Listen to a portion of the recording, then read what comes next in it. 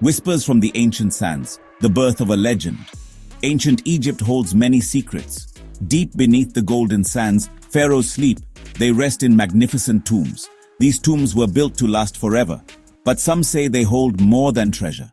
They whisper of ancient warnings, protections for the dead kings, a power that guards their eternal slumber. This is the story of the mummy's curse, a legend that fascinates and frightens. What is this curse people speak of? It is a belief, a very old one. It says that disturbing a mummy brings bad luck, or even worse, it can bring death.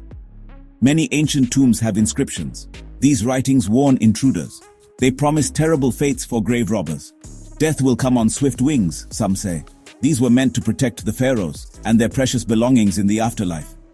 For centuries, these stories have been told, passed down from generation to generation. Explorers and archaeologists heard them. Some laughed them off as mere superstition. Others felt a chill of fear. The idea of a pharaoh's anger is powerful.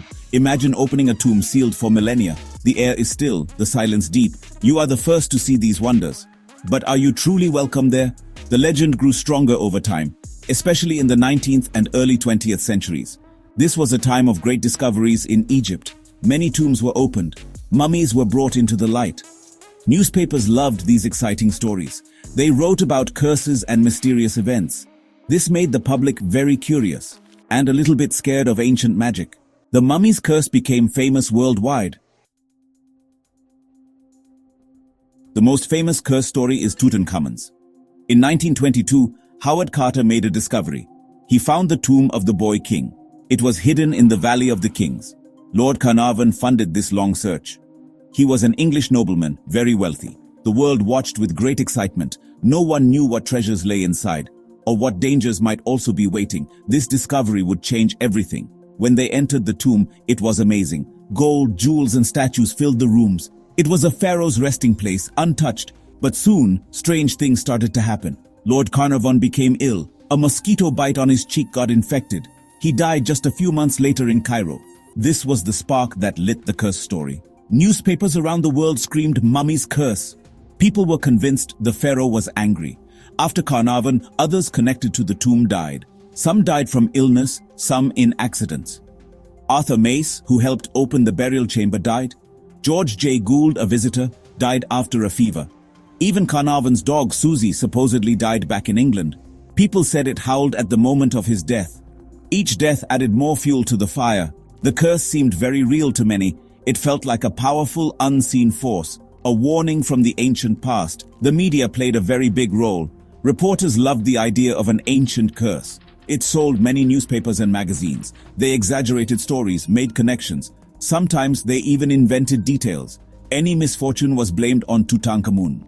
The public was fascinated by this dark magic.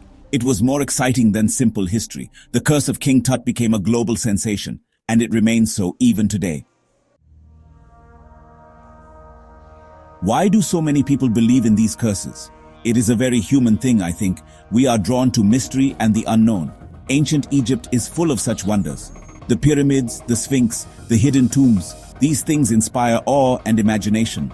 A curse adds another layer of excitement. It makes the past feel alive, even dangerous. It connects us to a time of magic and powerful gods and pharaohs. The ancient Egyptians themselves believed in magic.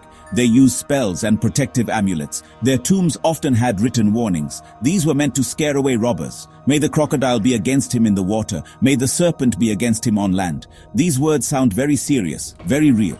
When we read them today, they still have power.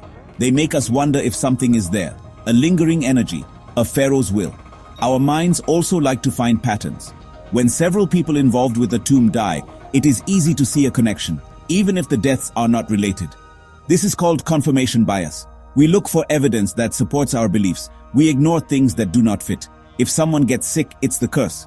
If they are fine, we don't notice as much. This helps keep the legend alive. Stories and movies also make the curse strong. Think of all the mummy films. They show mummies coming back to life, seeking revenge on those who disturbed them. These are very entertaining, very thrilling. But they are not real history. They shape how we see ancient Egypt. They make the curse seem more believable. Fiction can be more powerful than fact sometimes, especially when it is so exciting. Section 4. Science confronts the supernatural, explaining the unexplained. But what does science say about these curses? Archaeologists and scientists look for facts. They look for logical explanations. For many years they have studied this. The curse of Tutankhamun is a good example. Most people connected to the tomb lived long lives. Howard Carter himself lived for many years after. He died in 1939 at age 64. This does not sound like a very effective curse. Many others also had no problems. So what about those who did die? Lord Carnarvon's death can be explained. He was not in good health before Egypt. A mosquito bite became infected. In those days, antibiotics were not common. Sepsis or blood poisoning was very dangerous. Other deaths also had natural causes: illnesses, accidents, or old age.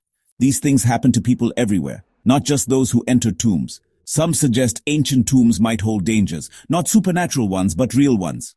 There could be harmful mold or bacteria. Sealed for thousands of years, they could grow. Breathing in these spores might cause illness, especially for someone already weak. Some mummies were preserved with toxic materials. These are possibilities scientists consider, but there is no strong proof for this. Modern archaeology uses safety precautions. The power of suggestion is also strong. If you believe you are cursed, you might experience more stress. Stress can weaken your immune system. It can make you more likely to get sick. This is a psychological effect, not magic. The mind is a very powerful thing. The nocebo effect is when negative beliefs harm you. This could play a role in some cases, but it is not a pharaoh's ancient magic.